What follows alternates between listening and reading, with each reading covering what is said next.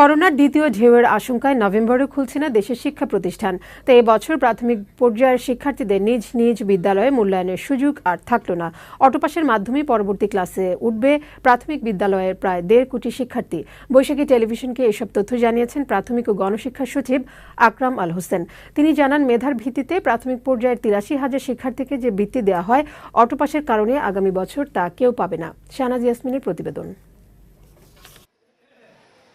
দেশে করোনা অতিমারির শুরুর দিকে গত 17 মার্চ সব শিক্ষা প্রতিষ্ঠান বন্ধ করে দেয় সরকার। এরপর সংক্রমণ বাড়তে থাকায় ধাপে ধাপে শিক্ষা প্রতিষ্ঠানের ছুটি বাড়ানো হয়। সবশেষ 3 অক্টোবরের ছুটি শেষে আগামী 31 অক্টোবর পর্যন্ত শিক্ষা প্রতিষ্ঠানের ছুটি বাড়িয়েছে সরকার। করোনা অতিমারি না কমায় পিইসি, জেএসসি এবং এইচএসসি পরীক্ষাও না নেয়ার সিদ্ধান্ত হয়। শীতে করোনার দ্বিতীয় ঢেউ শুরু হতে পারে, বিশেষজ্ঞদের এমন মতামতের প্রেক্ষিতে নভেম্বর মাসেও খুলছে না দেশের শিক্ষা প্রতিষ্ঠান।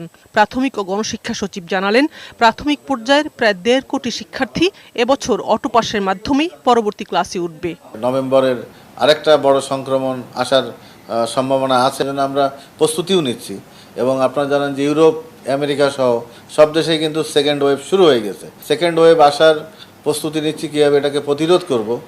তো সেই ক্ষেত্রে আমার মনে হয় না যে স্কুলগুলো খোলার কোনো সম্ভাবনা আছে।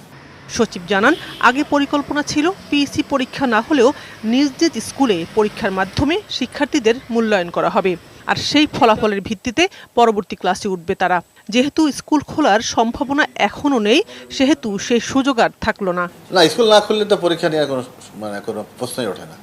শিক্ষার্থীদের তাই করা হবে, কারণ পরবর্তী ক্লাসে পরবর্তী শ্রেণীতে তাদের তুলে দেওয়ার জন্য বা উন্নীত করার জন্য তো আমাকে তাই করতে হবে। স্কুলই এটা সিদ্ধান্ত নেবে। 2015 সাল থেকে পরীক্ষার ফলাফলের ভিত্তিতে প্রাথমিক বিদ্যালয়ের প্রায় 83,000 শিক্ষার্থীকে বৃত্তি দিয়ে আসছে সরকার। এবছর সেই বৃত্তি পাচ্ছে না শিক্ষার্থীরা।